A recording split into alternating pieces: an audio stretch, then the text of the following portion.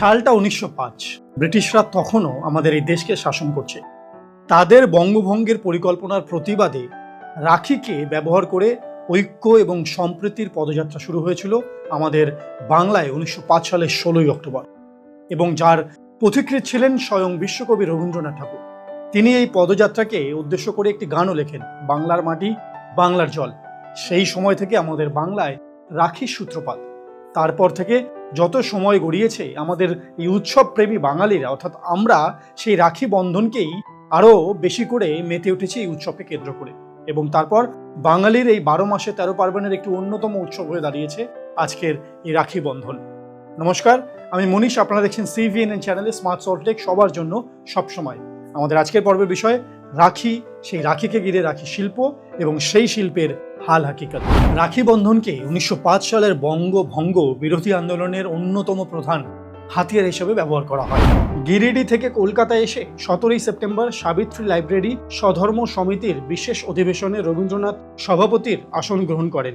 সভাপতির ভাষণে তিনি প্রস্তাব রাখেন ১৯০৫ সালের ১৬ই অক্টোবর থেকে ব্রিটিশ সরকারের ঘোষণা অনুযায়ী বঙ্গভঙ্গ আইন কার্যকর হলে সেদিন কোনো বাড়িতে রান্না হবে না। বাঙালি জনসাধারণ অরন্ধন পালন করবেন। বাঙালির ঐক্য বজায় রাখার জন্য দেশ জুড়ে শুরু হবে রাখি বন্ধন উৎসব। দিনটিকে মিলন দিবস হিসেবে ঘোষণা করা হয়। রাজনৈতিক নেতারা ওই তারিখে রাজধানী কলকাতায় হরতাল শুরু করেন। তবে সম্প্রীতির এই বন্ধনকে জুড়তে সেই সময় যে রাখি ব্যবহার হতো, অর্থাৎ হলুদ একটি সুতো, তা কিন্তু আজকের দিনে একেবারেই নয়। এই রাখির যেমন ডিজাইনে আমূল পরিবর্তন এসছে, ঠিক তেমনই কিন্তু এর বাণিজ্যিক দিকেও প্রভাব এবং বিস্তার প্রচুর ঘটেছে। বছরভর রাখি তৈরির সঙ্গে যুক্ত থাকেন হাজার হাজার মানুষ। নানান রঙের নানান রকমের রাখির বিকিকিনি ঘিরে ব্যস্ত শহর থেকে গ্রাম। বিক্রেতারা বলছেন, কয়েক বছরের মধ্যে রাখির ডিজাইনে বিপ্লব ঘটে গিয়েছে। কমপক্ষে ১০০ রকমের ডিজাইন বাজারে বিক্রি হচ্ছে, তাতেও একটা বড় অংশের ডিজাইন বাদ রয়ে গেছে। সোনার রিসলেটের অনুকরণে পাথর বসানো ১০০-১৫০ টাকা দামেরও রাখি থেকে শুরু করে ১ টাকার তুলোর রাখি সবকিছুই বিকোচ্ছে বাজারে। দোকানে রকমারি রাখির অভাব নেই। দিন দিন রাখির জৌলুস, নকশায় বৈচিত্র্য বাড়ছে, আর অনলাইনে তো রাখির হাজারো সম্ভার। তবে গত কয়েক বছরে এই রাখিরই বাজার কিন্তু ছেয়ে গেছে চীন থেকে আসা সস্তা রাখিতে।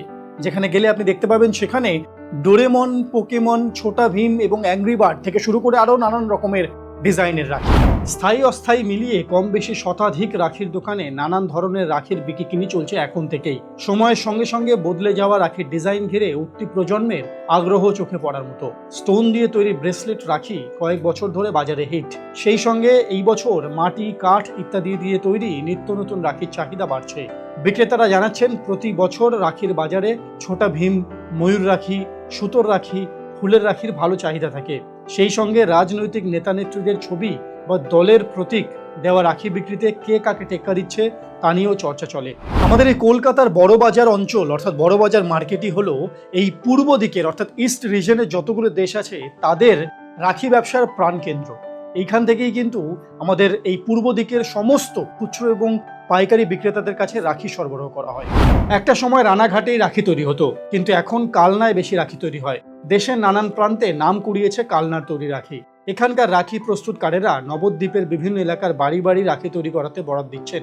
ফলে বাড়ির মহিলাদের বিকল্প উপার্জনের পথ তৈরি হয়েছে। নবদ্বীপ এই এলাকার অন্যতম বড় রাখি বিক্রয় কেন্দ্র। সমুদ্রগড় থেকে সালার, নদিয়া ছাড়িয়ে বর্ধমান, মুর্শিদাবাদ জুড়ে নবদ্বীপের রাখির বাজার ছড়ানো। এর পাশাপাশি প্রস্তুতি নিচ্ছেন ফুলের রাখির নির্মাতারা। কয়েক বছর যাবৎ গোলাপ, রজনীগন্ধা, সূর্যমুখী ইত্যাদি ফুল দিয়ে টাটকা ফুলের তৈরি রাখির ভীষণ চাহিদা। ৩০ থেকে ১০০ টাকার মধ্যে ওই রাখির দিনের দিন তৈরি করে বিক্রি করছেন। ব্যবসায়িক দিক থেকে রাখি কেবল একদিনের উৎসব নয়, এটি একটি দীর্ঘমেয়াদী মরশুম বা উৎসবের বাজার, যা রাখি পূর্ণিমার অন্তত ২ থেকে ৩ সপ্তাহ আগে শুরু হয়ে যায় এবং উপহার, মিষ্টি, পোশাক ও লজিস্টিকের মাধ্যমে হাজার হাজার কোটি টাকার অর্থনৈতিক লেনদেন তৈরি হয়। গত বছর দেশ জুড়ে রাখি উৎসব উপলক্ষে ১২,০০০ কোটি টাকারও বেশি ব্যবসা হয়েছে বলে মনে করেছেন confederation of all India traders বা CAIT। ভারতের দোকানদারদের অন্যতম এই সংগঠনটি জানিয়েছে, রাখির জন্য কেনাকাটা বিপুল পরিমাণে বেড়েছে এবং এই উৎসবকে ঘিরে মানুষের মধ্যে উন্মাদনাও তৈরি হয়েছে। গত কয়েক বছর ধরে প্রয়াসুমের দূরানি সংসারও কিন্তু রাখি বানাচ্ছে। তবে যে সে রাখি নয়, বাঙালির পরম্পরা এবং ঐতিহ্যকে ধরে রাখতে দূরানি সংসার কিন্তু ধান এবং কড়িকে কাজে লাগিয়ে খুব সুন্দর ভাই বোন, দাদা দিদি লেখা এই ডিজাইনের রাখি তৈরি করে একটি ট্রেডমার্ক বানিয়ে ফেলেছে এবং সেই রাখি পরবর্তীকালে আমাদের বিভিন্ন রাজ্যে বা বিভিন্ন দেশেও পাড়ি জমাচ্ছে। এছাড়াও অন্যান্য ডিজাইনের রাখি তৈরি করছে দৌড়ানি সংসার। এই দৌড়ানি সংসারের বিভিন্ন ডিজাইনের রাখি সম্পর্কে জানতে বা দাদা দিদি ভাই বোন এই রাখি আপনি সংগ্রহ করতে চাইলে 8697983008 এই নাম্বারে ফোন করে দৌড়ানি সংসারকে যোগাযোগ করুন। রাখি বন্ধন যে শুধুমাত্র ভাই বোনের উৎসব তা কিন্তু একেবারেই নয়, এর মধ্যে একটি সাম্প্রদায়িক সম্প্রীতির বার্তাও রয়েছে। রাখি কোনো একদিনের শিল্প বা উৎসব নয়। রাখি বাঁধার উৎসব কেবল একটি দিনের, কিন্তু রাখি তৈরির কাজ সারা বছর বা উৎসবের কয়েক মাস আগে থেকেই চলতে থাকে। এটি মূলত একটি কুটির এবং হস্তশিল্প, যার সঙ্গে অনেক মানুষের রুটি রুজি জড়িয়ে আছে। যদিও এই রাখি বন্ধন উৎসব মাত্র একটি দিনের, কিন্তু এই রাখিকে ঘিরে যে শিল্প গড়ে উঠেছে, এই রাখির পিছনে যে বিশাল বাণিজ্যিক দিক আছে, সেই সমস্ত কিছুর সঙ্গে জড়িত যে মানুষগুলি আছে, তারা এই শিল্পকে বাঁচিয়ে রাখতে তাদের পরিকল্পনা, তাদের পরিশ্রম কিন্তু বহু মাস আগে থেকেই শুরু করে ফেলেন।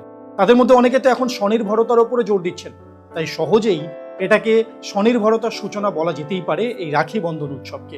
কি পারে তো? আজকের পর্ব আমরা এখানেই শেষ করব। আশা করি এই পর্ব আপনাদের আজকে ভালো লেগেছে।